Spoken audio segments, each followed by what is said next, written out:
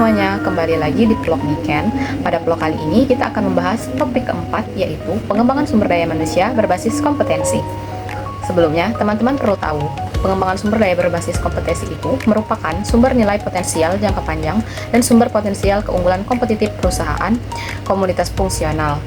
Pengembangan sumber daya manusia berbasis kompetensi ini juga diharuskan memperhatikan tingkat manajemen yang ada, baik dari tingkat eksekutif, manajer, dan karyawan, sehingga penerapan pengembangan sumber daya manusia sesuai dengan kebutuhan tingkatan masing-masing. Untuk tingkat eksekutif, kompetensi yang dibutuhkan meliputi aspek strategi berpikir dan perubahan-perubahan pada manajemen oleh pimpinan. Lalu, pengembangan sumber daya manusia berbasis kompetensi ini juga merupakan pendekatan strategis yang menitik beratkan pada peningkatan pengetahuan, keterampilan, dan sikap kerja yang secara langsung berkaitan dengan tuntutan jabatan atau tujuan organisasi itu sendiri. Pendekatan ini menekankan kesesuaian antara kompetensi individu dan kebutuhan organisasi, sehingga sumber daya manusia mampu melaksanakan tugas secara optimal dan terukur. Dalam menghadapi dinamika perubahan lingkungan kerja dan perkembangan teknologi, pengembangan sumber daya manusia berbasis kompetensi juga menjadi instrumen penting untuk meningkatkan daya saing organisasi. Kompetensi adaptif, kemampuan berpikir kritis, serta keterampilan digital menjadi aspek yang perlu dikembangkan secara berkelanjutan agar sumber daya manusia mampu beradaptasi dengan tuntutan kerja yang semakin kompleks. Oleh karena itu, pengembangan sumber daya manusia berbasis kompetensi tidak hanya berorientasi pada peningkatan kinerja jangka pendek, tetapi juga menjadi fondasi strategis bagi keberlangsungan dan keunggulan organisasi di masa yang akan datang. Pengembangan sumber daya manusia berbasis kompetensi ini menekankan pentingnya standar kemampuan yang mencakup pengetahuan, keterampilan, dan sikap kerja sebagai dasar dalam pengelolaan sumber daya manusia. Dalam konteks pendidikan tinggi, pendekatan berbasis kompetensi diperlukan untuk menyelaraskan pengembangan dosen dan tenaga kependidikan agar sesuai dengan kebutuhan organisasi dan tuntunan lingkungan pekerjaan. Lalu, adapun pihak-pihak yang terlibat dalam pengembangan sumber daya manusia berbasis kompetensi. Yang pertama ada pemerintah. Regulasi pemerintah yaitu menjadi instrumen penting untuk memastikan kesesuaian kompetensi sumber daya manusia dengan tuntutan global, terutama di era digital.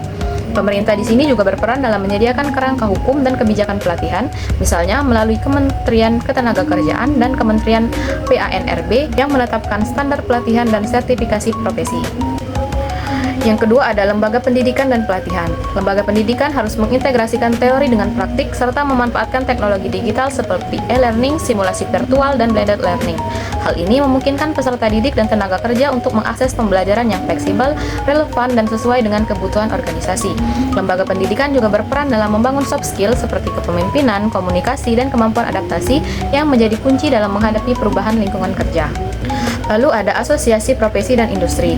Asosiasi profesi menjadi mitra strategis organisasi dalam memastikan kompetensi yang dikembangkan sesuai dengan kebutuhan pasar kerja dan standar internasional. Lalu ada masyarakat dan konsumen. Tuntutan konsumen terhadap kualitas produk dan layanan mendorong organisasi untuk terus meningkatkan kompetensi sumber daya manusia agar tetap kompetitif. Nah, pengembangan sumber daya manusia berbasis kompetensi di sini bukan hanya tentang memberikan pelatihan teknis kepada karyawan, tetapi juga tentang memperkenalkan dan mengembangkan kompetensi yang relevan dengan peran dan tanggung jawab setiap individu dalam organisasi, menurut Maulian 2019. Jadi dengan cara ini, organisasi dapat memastikan bahwa setiap karyawan memiliki keterampilan yang diperlukan untuk menjalankan pekerjaannya secara efisien dan efektif. Ada 4 contoh penerapan. Yang pertama ada di organisasi sektor publik atau swasta. Jadi pengembangan sumber daya manusia berbasis kompetensi ini banyak diterapkan di perusahaan dan instansi pemerintah untuk memastikan bahwa pegawai memiliki pengetahuan, keterampilan, sikap kerja yang sesuai dengan kebutuhan atau jabatan yang sedang mereka jalani. Kedua itu di lembaga pendidikan dan pelatihan. Itu bisa formal maupun non-formal. Jadi pengembangan sumber daya berbasis kompetensi ini diterapkan dalam pendidikan vokasi, lembaga kursus, balai pelatihan kerja, atau pendidikan non-formal lainnya. Yang ketiga juga di sektor pemerintahan dan pelayanan publik. Jadi pengembangan sumber daya berbasis kompetensi ini diterapkan untuk meningkatkan profesionalisme aparatur sipil negara. Nah, yang terakhir, yang keempat, di organisasi masyarakat dan komunitas pemberdayaan. Jadi, pendekatan berbasis kompetensi ini juga bisa diterapkan pada organisasi masyarakat seperti LSM dan komunikasi pemberdayaan untuk meningkatkan kapasitas individu dan kelompok itu sendiri. Pengembangan sumber daya manusia berbasis kompetensi yang dapat diterapkan secara efektif menuntut adanya pendekatan yang sistematis, terintegrasi, dan berkelanjutan. Jadi penerapan yang efektif dimulai dengan identifikasi kompetensi inti yang relevan dengan visi, misi, dan tujuan organisasi.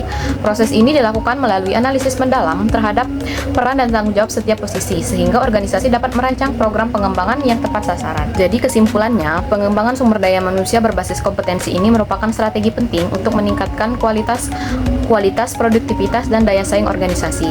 Pendekatan ini menekankan kesesuaian antara pengetahuan, keterampilan, dan sikap individu serta tuntutan pekerjaan mereka, sehingga kinerja lebih terukur dan relevan.